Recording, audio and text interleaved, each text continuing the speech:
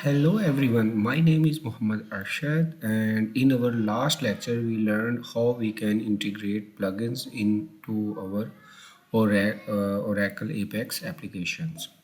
And today lecture we will learn about items in Oracle Apex. Basically, items are a form of text fields, calendar, radio buttons, check boxes. All these things are items in Oracle Apex. And all these items are part of our HTML form. So let's start and learn by examples. So open your browser, go to Apex, enter your password.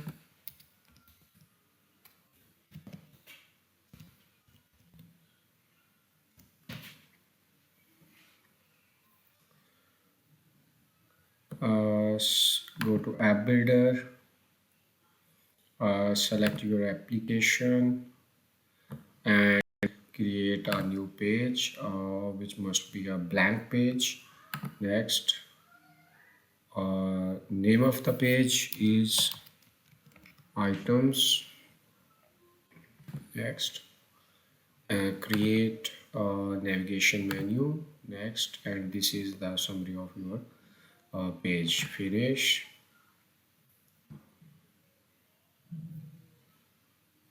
So before you use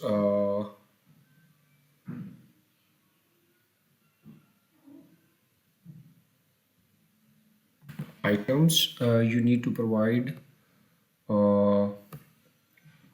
you need to create a region. Okay, create new region and name it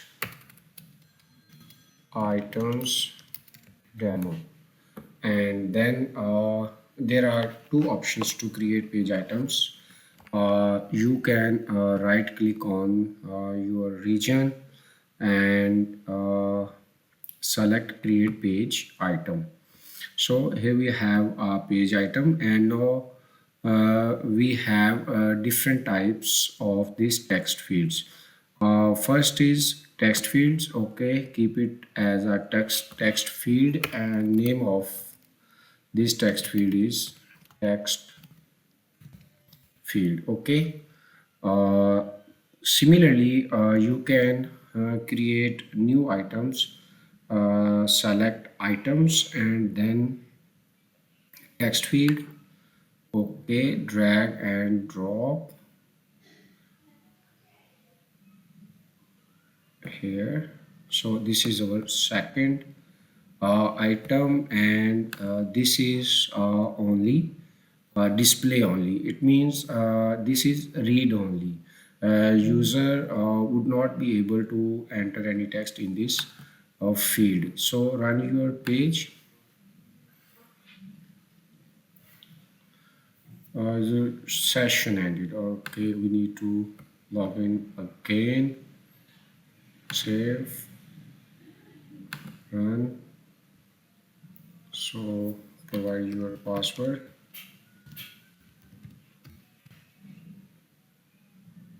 So here we have this is our text field in which we are able to enter data, but in next field we are unable to enter data because this is read only. We can say this is just like a label.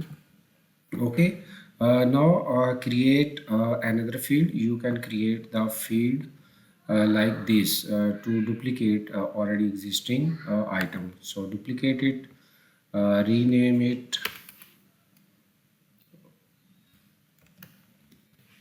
and here we are going to select color picker. Similarly, duplicate this and change type from color picker to date picker. Okay, run your page, And here you can see you have here we have color picker, and similarly we have date picker to select a date. But sometimes there is a need to show a default value when your page loads first time. So if you want to set default value of any text field, here we have a property named as default. So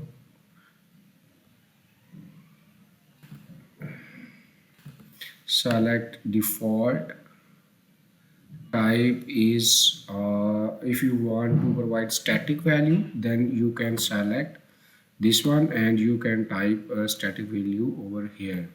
And if you want to take value from item, then you can select item from which you want to take value for this item. And similarly you have option of SQL query. If you want to set this item value from a SQL query, you can use a SQL query.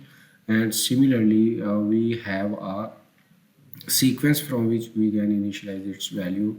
And similarly we have expression. So this is a calendar and I want to set its initial value to current date. So set sys date and save, run, or refresh your page over here. So here you can see you have a default value which is a current value, current date of my system. Similarly, you can set default values for other text fields. For calendar, you have multiple options. Minimum date, you can provide static or item value for minimum date. You can set maximum date for your calendar. And then we have multiple layout options. Position, you can set position of the and in which region you are showing this. And similarly we have template options. Value, if you want to set value required of this text field or calendar, you can check on this, otherwise keep it off. A maximum, you can set maximum length of your text field. And that's it. So let's take another example.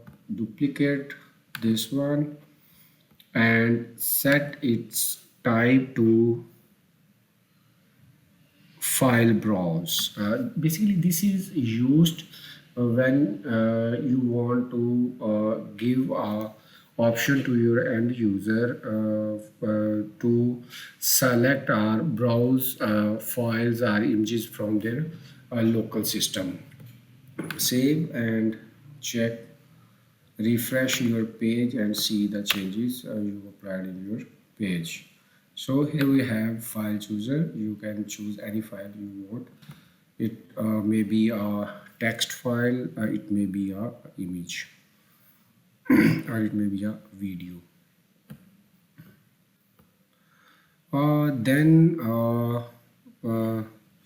create a next one and change its type file browse to hidden. Hidden means invisible. It means your text field will not be shown on your page form. So this is used for hidden. So duplicate it again. You can see in our render menu, here we have icon IE with cross, because it means this is will not be shown on your page. Then we have a number field. If you think Your text field will take input from the user, which is number. You can change its type to number. So then duplicate it again and change number field to password. If you think your text field will take a password from the user, and you don't want to show you don't want to show input text to the user, then you can set it to password. So save your work, refresh your page, and here we have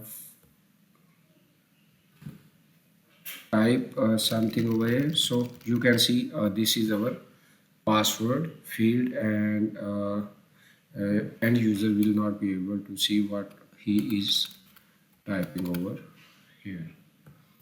Okay. Now delete all these. Okay, no need to delete all these fields. Now after password we have in password I think this is numeric field and this is password. Here we have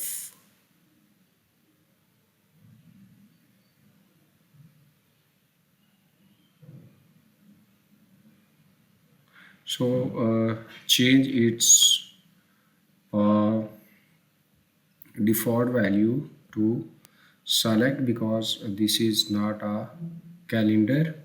So I think so we have set default value for all the text fields. So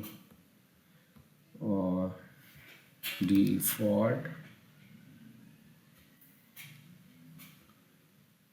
this is file browse.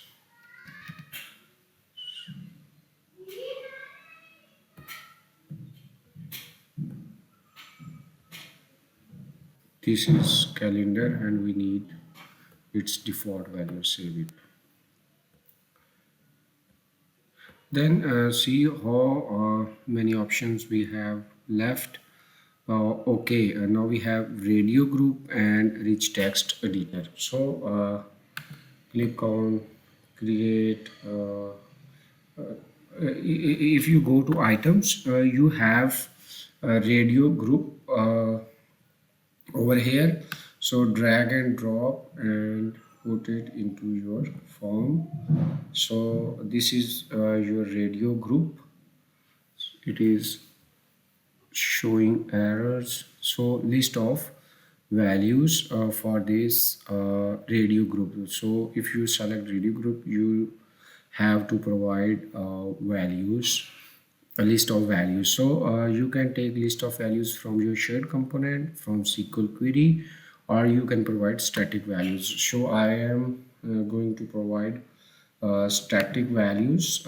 First one is yes, and return value which will be saved in our database is y, and then we have no, and value which will be saved in our database is n. Okay, and our last uh, uh, thing which we want to use is rich text. Okay, this is our rich text editor. Place it over here, and then we have a switch component, switch item. So place it over here. So save and run. So here you can see we have here we have yes and no radio group buttons. Then we have rich text area which you can use to For example, you want to bold this text, you can click on it, bold. And if you want to do italic, click on this. And there are a lot of options over here. And last we have switch component, switch item, which can be used as alternative of checkbox. So uh, I think so we covered all the things I think so checkbox we have not covered yet. So go to this and uh, see checkbox. Oh, so this is our checkbox. So drag and drop it here. Okay, save it and run. So you can see here we have a checkbox. So that's it for today.